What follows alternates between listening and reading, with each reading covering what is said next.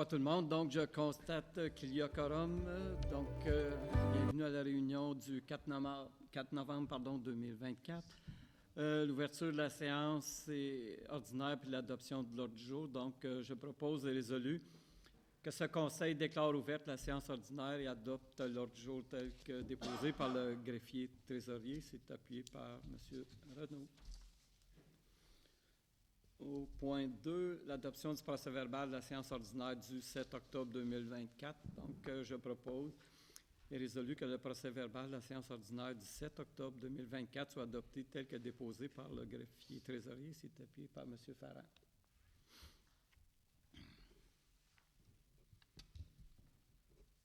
Question des gens du public. Monsieur, est-ce que vous avez une question? Ça va être le premier, donc je vais écouter. Oui, OK, il n'y a pas de problème. Merci. Déclaration des membres du Conseil.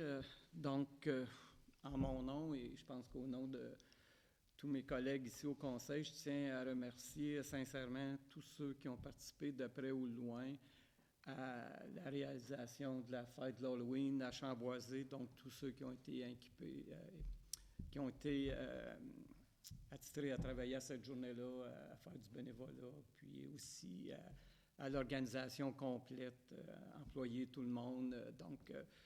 Je les remercie sincèrement. Ça a été un autre événement qui a été réussi avec une grande participation. Donc, ça a été très agréable encore une fois. Donc, je tiens à remercier tout le monde de leur participation à cet événement-là.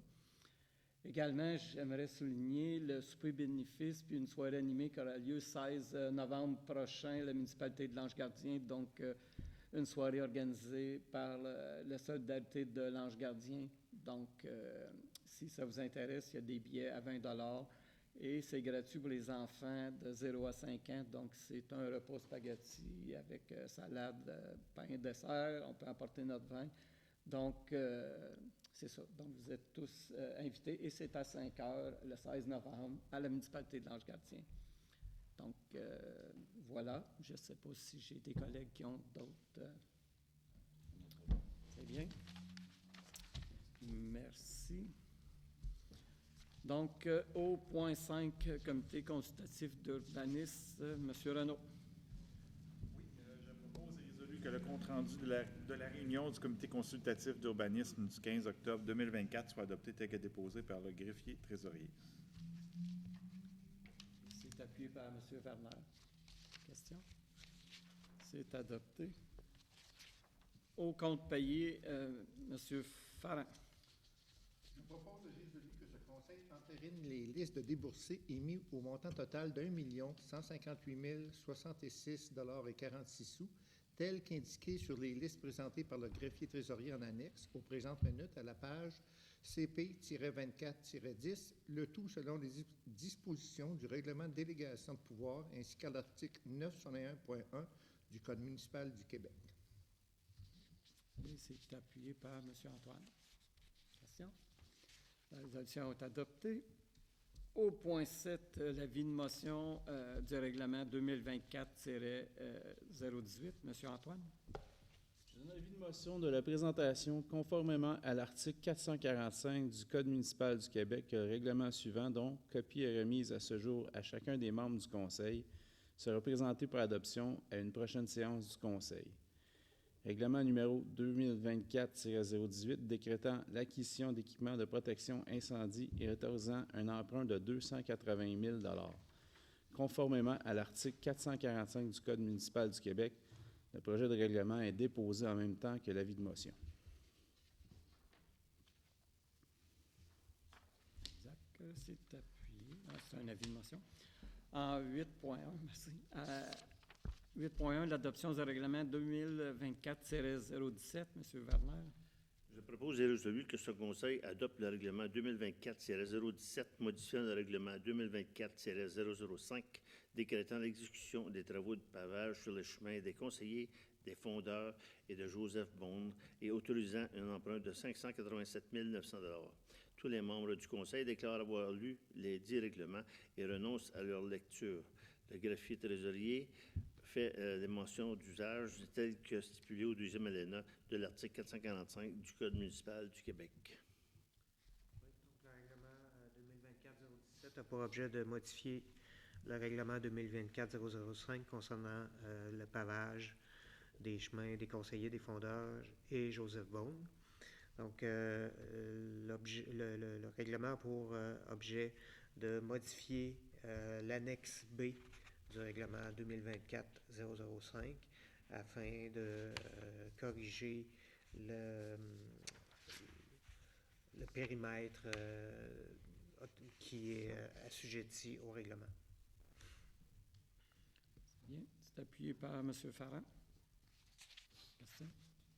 Le règlement est adopté. Aux affaires nouvelles, en 9.1, demande de dérogation mineure 332 chemin Jacques-Mercier. M. Renaud.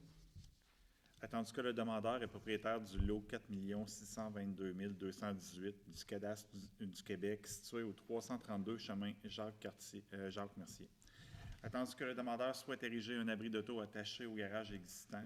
Attendu que l'abri serait implanté à 11,3 mètres de la ligne avant au lieu de 12 mètres tel qu'il est prescrit par la réglementation. Attendu que les contraintes du terrain ne permettent pas d'implanter l'abri de l'autre côté du garage. Attendu que l'emprise du chemin Jacques-Mercier est particulièrement large à cet endroit. Attendu que dans sa résolution CCU 2024-034, le comité consultatif d'urbanisme a recommandé d'approuver la présente demande de dérogation mineure. En conséquence, je propose résolu que ce conseil approuve la présente demande de dérogation mineure 2024-20017 pour le 332 chemin Jacques-Mercier. C'est appuyé par Mme Arcan. Question? La résolution est adoptée. En 9.2, l'approbation d'un avant-projet de lotissement. M. Renaud. Attendu que le demandeur est propriétaire des lots 3 299 389, 3 299 476, 3 299 480, 3 352 639, 3 374 039, 3 074 069, 3 374 070, 3 447 700 et 3 649 499 du cadastre du Québec, situé au sud du chemin Donaldson et totalisant 88 184,1 m². Attendu que le demandeur présente un avant-projet de lotissement comprenant 8 nouveaux lots à construire et un déjà construit avec façade sur le chemin Bellevue. Attendu que les 8 nouveaux lots à construire auront façade sur un nouveau chemin. Attendu que 3 des lots incluant celui déjà construit sont situés dans le bassin versant du lac Donaldson, mais que les 6 autres sont à l'extérieur du dit bassin. Attendu que selon le plan présenté, tous les lots respectent les normes de lotissement en vigueur ou bénéficient de droits acquis. Attendu que le propriétaire a produit une étude écologique pour les terrains visés par le projet. Attendu que dans sa résolution CCU 2024-035, le comité consultatif d'urbanisme a recommandé d'approuver le présent avant-projet. En conséquence, je propose résolu que ce conseil approuve l'avant-projet de lotissement présenté pour les lots mentionnés dans le préambule, tel que démontré sur le plan projet préparé par Daniel Anfield, arpenteur géomètre, en date du 23 août 2024, sous sa minute 24371. C'est appuyé par M. Bernard. Question? La résolution est adoptée. 9.3, l'approbation d'un plan d'implantation et d'intégration architecturale. M. Renaud. Attendu que le demandeur est propriétaire du lot 5 974 778 du cadastre du Québec, situé au 74 chemin Henri-Chartrand dans le parc d'affaires municipal. Attendu qu'un bâtiment industriel est déjà présent sur le lot dans lequel le demandeur opère son entreprise de distribution alimentaire. Attendu que le propriétaire présente un plan d'implantation et d'intégration architecturale, le PIA, pour la construction d'un agrandissement de 7 700 pieds carrés. Attendu que le projet présenté est conforme au règlement sur les PIA. Attendu que dans sa résolution CCU-2024-037, le comité consultatif d'urbanisme a recommandé d'approuver le présent PIA. En conséquence, je propose résolu que ce conseil approuve le présent PIA 2024-20019 pour le 74 chemin Henri-Chartrand. Merci par M. Farrand. Question? La résolution est adoptée. En 9.4, autorisation d'une dépense pour l'achat d'un équipement de déneigement. M. Werner. Attendu qu'il a été prévu au budget d'investissement 2024 de procéder au remplacement d'une pelle à neige de 96 pouces pour une des camionnettes servant aux opérations de déneigement l'hiver. En conséquence, je propose et résolu que ce Conseil approuve une dépense de 13 193,36 taxes incluses pour l'achat et l'installation d'une pelle à neige de 96 pouces, le tout conformément à la soumission 156-324 d'attache remorque et Gatineau. Les fonds à cette fin seront pris à même les fonds du roulement pour être remboursés sur 5 ans à compter de 2025. Et c'est appuyé par M. Antoine. Question? La résolution est adoptée. 9.5, autorisation d'accorder un contrat pour la fourniture de sel de déglaçage. M. Werner. Attendu qu'il y a lieu d'accorder un contrat pour la fourniture de sel de déglaçage pour la saison hivernale 2024-2025. En conséquence, je propose et résolu que ce Conseil octroie le contrat de fourniture d'environ 350 tonnes de sel de déglaçage à la compagnie Sel Warwick au prix de 106,49 $ la tonne, taxes et livraison incluses. Les fonds à cette fin seront pris à même le poste budgétaire 02-33000-629 sel. C'est appuyé par M. Antoine. Question? La résolution est adoptée. 9.6, autorisation d'une dépense pour l'aménagement d'un puits au parc des Arpents Verts. M. Antoine? Tandis que le puits du parc des Arpents Verts n'a pas un débit suffisant pour les besoins d'arrosage de la patinoire, attendu qu'il y a lieu de procéder au forage d'un nouveau puits, en conséquence, je propose et résolu que ce Conseil autorise une dépense approximative de 20 000 $ pour le forage d'un nouveau puits au parc des Arpents Verts et pour la fourniture et l'installation du tubage et du système de pompage requis. Les fonds à cette fin seront pris à même le fonds de parc et terrain de jeu. Et c'est appuyé par M. Renaud. La résolution est adoptée. En 9.7, félicitations et remerciements pour des jalons de carrière. Attendu que la municipalité souhaite reconnaître les jalons de carrière importants de ses employés et adopter à cet effet en décembre 2014 la politique de reconnaissance des employés PADM-23.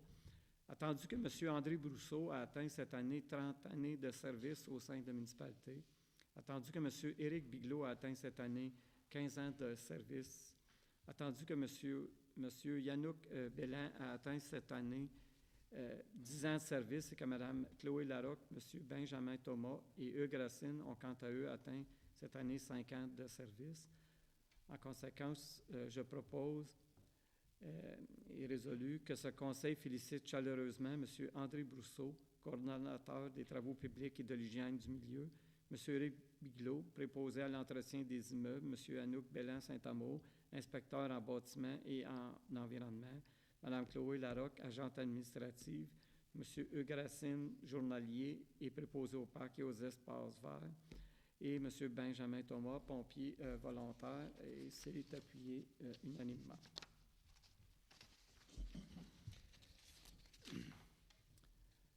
En 9.8, le dépôt des intérêts, déclaration d'intérêt pécuniaire des membres du Conseil. Mme Arcan. Je propose et résolu que ce Conseil accepte le dépôt des déclarations des intérêts pécuniaires des membres du Conseil en date du 28 octobre 2024. Et c'est appuyé par M. Farrand. La résolution est adoptée. 9.9, l'autorisation d'acquérir une œuvre d'art. M. Farrand. Attendu que la municipalité souhaite acquérir une œuvre d'art publique de l'artiste Denis Marceau, intitulée Trajectoire et parcours, qui est installée dans la hall d'entrée de la municipalité depuis plusieurs années. Attendu que le coût de cette œuvre est de 2 000 $. En conséquence, je propose et résolu que ce Conseil autorise une dépense de 2 000 $ pour l'acquisition d'une œuvre d'art publique telle que décrit dans le préambule. De plus, ce Conseil autorise le directeur général à signer pour et au nom de la municipalité le contrat avec l'artiste à cet effet. Les fonds à cette fin seront pris à même l'excédent accumulé non affecté. Et c'est appuyé par M. Renaud. Question? La résolution est adoptée.